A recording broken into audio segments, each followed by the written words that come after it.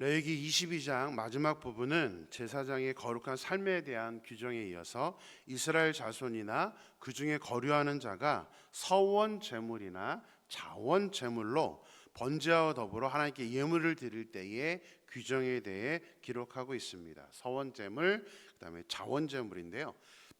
서원 제물이라는 것은 하나님께 드리기 서약했던 것, 약속했던 것을 이제 드리는 것을 말하고, 자원 제물은 현재의 감사헌금과 똑같습니다. 어떠한 감사한 일이 있었을 때에 그 감사한 일에 대해서 하나님께 드리는 제물을 드리는 것을 이제 자원 제물이라고 말을 하고 있는 것입니다.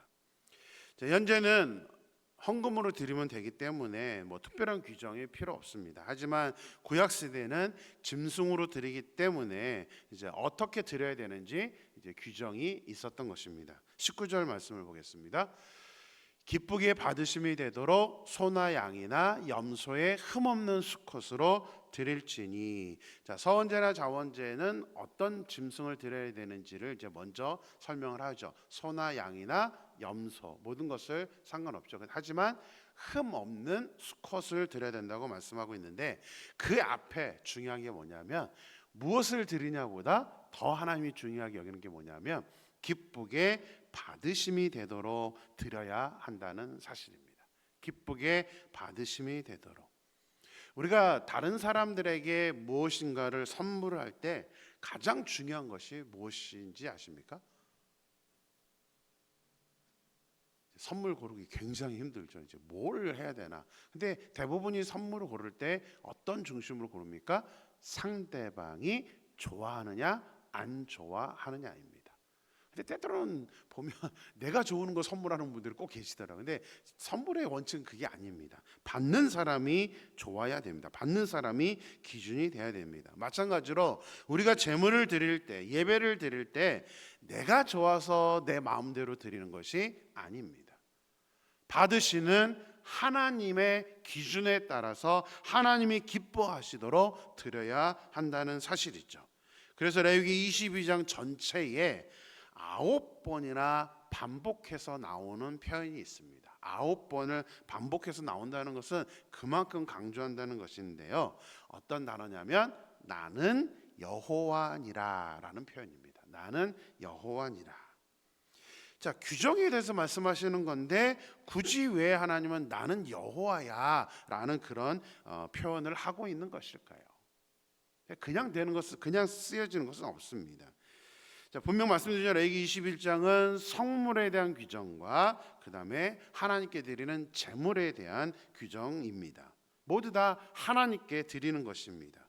근데 하나님은 규정이 무엇이냐가 중요한 것이 아니라 우리가 누구 앞에 있고 우리가 누구에게 이 예물을 드리고 있느냐를 하나님은 강조를 하셨던 것입니다. 그래서 나는 여호와야, 너희들이 지금 이 규정을 드리는 규정 자체보다 더 중요한 건 뭐냐면 너희들이 이제 성물을 먹는 문제, 또 서원제, 또 자원제, 감사의 예물을 드릴 때 기준은 너희가 아니라 바로 나는 여호와야, 내가 기쁘게 받도록 드려야 된다는 것을 지금 깨우쳐주고 있는 것입니다.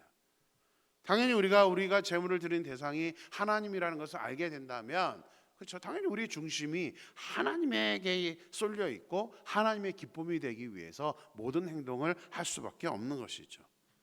구약시대 서원제나 자원제만 이런 중심으로 드려야 하는 것이 아닙니다. 현재 우리가 드리는 예배도 마찬가지입니다. 예배라는 것은 내가 은혜 받는 게 아니다라고 말씀을 드렸죠. 내가 기준이 아닙니다.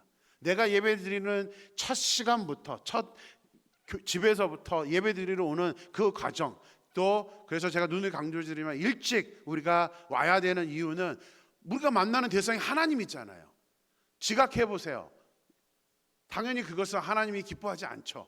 그래서 그러한 행동들 하나하나, 시간들, 모든 행동들 하나하나를 통해서 이 예배를 하나님이 받으시는 만한 행동을 내가 하고 있는지, 그런 예배를 드리고 있는지, 또 내 마음 자세가 지금 어떻고 있는지 이거를 반드시 파악해야 된다는 사실이죠. 이건 예배만이 아닙니다. 우리가 봉사를 하거나 교회 안에서 섬기는 모든 것들도 마찬가지입니다. 내가 기준이 되거나 내가 좋아하는 것만을 해서는 안 됩니다.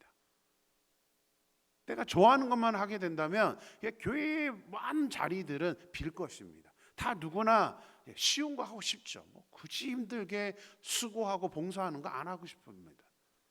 그래서 이 모든 기준은, 우리 신앙 안의 기준은 내가 아니라 이것을 받으시는 하나님이 되어야 된다는 사실을 우리가 온전히 깨닫고, 우리 사랑의 임마누엘 교회 모든 성도님들이 하나님이 기뻐하는 예배, 하나님이 기뻐하는 봉사, 하나님이 기뻐하는 헌신할 수 있는 그런 우리 모두가 될 수 있게 되기를 주님의 이름으로 축원합니다.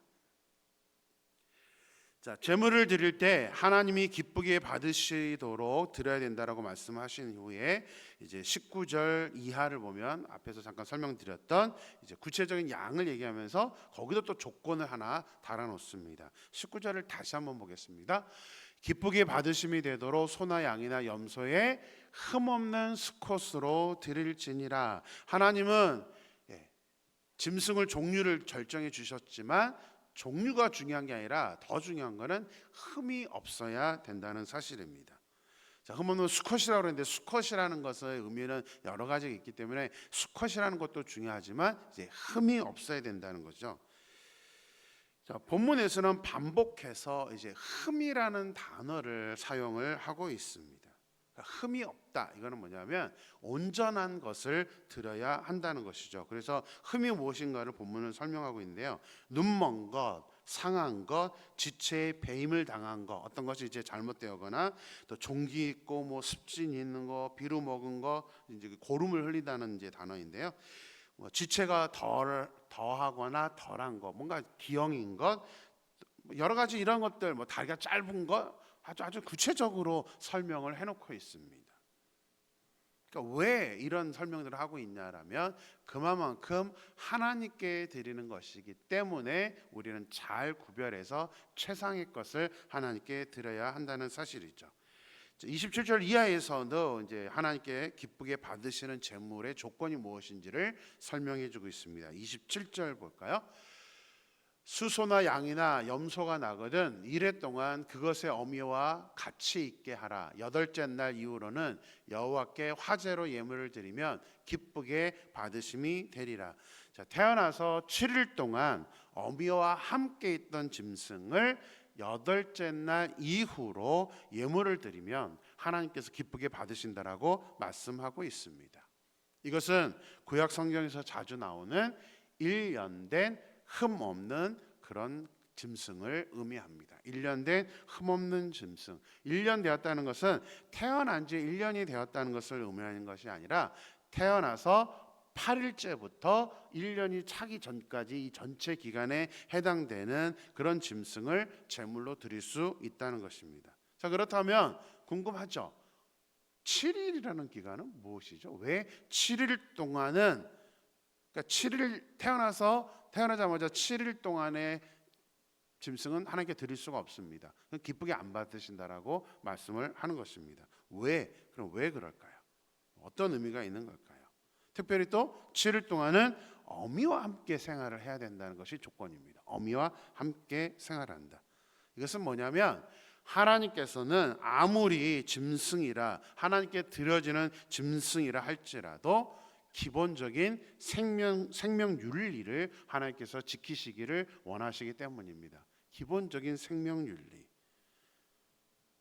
태어난 지 일주일도 안 된 것을 아무리 하나님께 드린다 할지라도 태어나서 어미와 함께 있어야 되는 것. 그래서 사실은 8일째라고 되어 있지만 이스라엘 백성들이 보통 1년 된 흠없는 것 그러면은 어느 정도 큰 상태의 것을 드리게 되었습니다.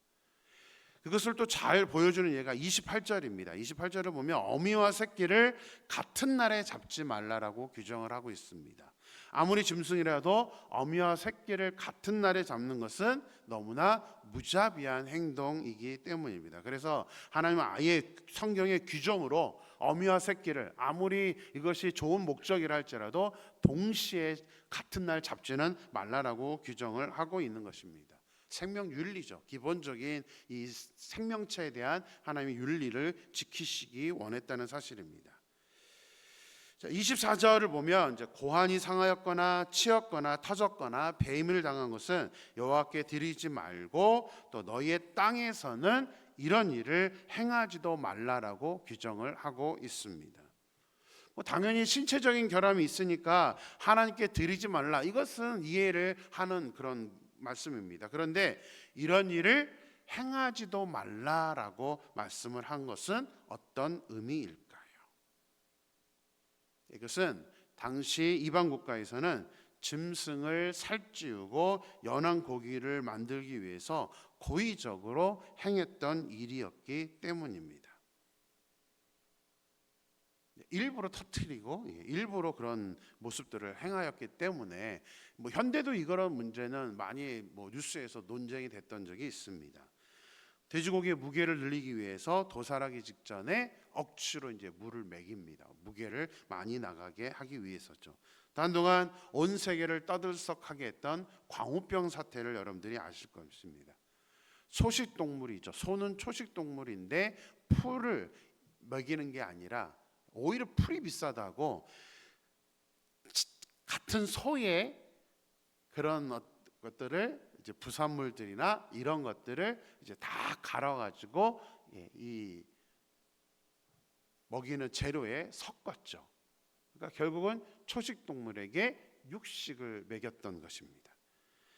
왜 그러냐면 돈을 아끼는 것도 있지만 그게 발육을 또 빨리 하기 때문에라는 목적이었습니다. 그로 인해서 그 사료를 먹은 소들이 이제 뇌에 구멍이 생기는 광우병이 생기면서 문제는 그 소를 먹은 인간도, 광우병에 걸린 소를 먹은 인간도 똑같이 인간 광우병이 걸리기 때문에 심각한 무서운 병이었다라고 우리가 알고 있습니다. 이 모든 것이 생명윤리를 어김으로 일어난 일입니다. 하나님은 흠이 없는 것을 원하시지만 그렇다고 해서 생명윤리를 어기는 것을 좋아하시는 것은 아닙니다. 그래서 최소한의 기간인 7일, 그다음에 8일 이후부터 잡으라고 말씀을 하고 있는 것입니다. 자, 하나님은 이제 흠이 없는 것만 말씀하시는 것이 아니라 이제 생명을 가진 짐승에게, 잔인에게 대했던 것을 이스라엘 백성들에게는 이제 하지 못하게 하셨습니다. 이 규정을 현재 우리에게 적용한다면 어떻게 받아들일 수 있을까요? 저는 아무리 하나님의 일이라 할지라도 저는 이제 생명윤리라는 차원보다는 기본적인 상식과 도덕적인 윤리를 벗어나서는 안 된다라고 적용을 하고 싶습니다. 하나님도 기본적인 윤리를 뛰어넘지는 않으셨거든요. 그거는 윤리이기 때문에 지키라고 말씀하신 것입니다. 과거 역사 속에서 기독교인들은 자신의 뜻과 의지를 관철시키기 위해서 그것을 하나님의 이름을 팔아서 이건 하나님이 기뻐하는 일이야 하면서 온갖 부정적인 일들, 윤리적인 일들을 다 뛰어넘어서 잘못된 행동들을 많이 했었습니다. 이것은 과거만이 아닙니다. 지금도 여전히 마찬가지입니다. 하나님의 이름으로 포장해서 이런 윤리적이지 않은 행동들을 많이 하고 있는 것이 현재에도 일어나는 모습입니다. 그리고 무섭다라고 느끼는 건 뭐냐면 온갖 불법적인 일을 해놓고 결과만 보고 하나님께서 하셨습니다라고 말하는 것입니다. 하나님이 그것을 원하셨을까요? 하나님이 불법으로 하기를 원하셨을까요? 하나님은 불법이 하나님이 아니잖아요. 본인들이 해놓고 본인들이 불법적으로 어떤 일들 다 해놓고는 하나님께서 하셨습니다. 저는 이것이 현재 우리 기독교의 심각한 문제라고 생각합니다. 31절 결론적인 말씀을 보겠습니다. 31절 말씀입니다. 너희는 내 계명을 지키며 행하라. 나는 여호와니라. 하나님이 원하시는 것은 뭔가 결과를 만들어내는 게 아니라 내 계명을 지키고 행동하는 것입니다. 하나님의 그 원칙을 벗어나지 않고 하나님의 말씀 안에서 행동하시는 것이죠. 그래서 오늘 본문 말씀을 통해서 하나님은 하나님의 규정, 상식적인 상식을 넘어가지 않아야 되고 생명윤리 또 우리 도덕적인 윤리, 기본적인 개념을 어기면서 특별히 이것을 하나님의 이름으로 행하지 말아야 된다는 것을 말씀하고 있습니다. 특별히 하나님께서 정하신 이런 모든 규정들은 결국 현대로 왔을 때는 예배로 집결이 됩니다. 우리가 어떤 마음으로 예배를 드려야 되는지 이 가장 중심이 되는 것입니다. 하나님의 그 원칙들을 우리가 잘 깨달으면서 말씀대로 지키고 행동할 수 있는, 그래서 우리의 예배가 하나님이 기쁘게 받으시는 그런 예배, 우리가 그런 예배자가 될 수 있게 되기를 주님의 이름으로 축원합니다. 기도하겠습니다. 하나님 감사합니다. 오늘도 새날을 주시고 또 말씀으로 우리의 삶과 우리의 예배의 모습들을 깨우쳐 주심에 감사를 드립니다. 오늘도 하나님 말씀을 묵상하면서 예배만이 아니라 우리가 하나님께 봉사하고 섬기는 그 모든 것들이 내가 기준이 아니라 하나님이 기쁘게 받으시도록 드려야 된다는 사실을 우리가 오늘 말씀을 통해서 또 교훈을 받았습니다. 하나님, 정말 내가 기준이 되는 그런 모습이 되지 않기를 소망합니다. 오로지 말씀대로. 그래서 또 기독교의 어떤 생명 윤리에 대해서 하나님께서 이것도 중요시 여겨서 흠 없는 것을 하나님께 드리지만, 하나님께 드린다고 해서 그런 윤리적인 것까지 어겨가면서 드리지 않기를 오늘 본문의 규정을 통해서 말씀해 주셨습니다.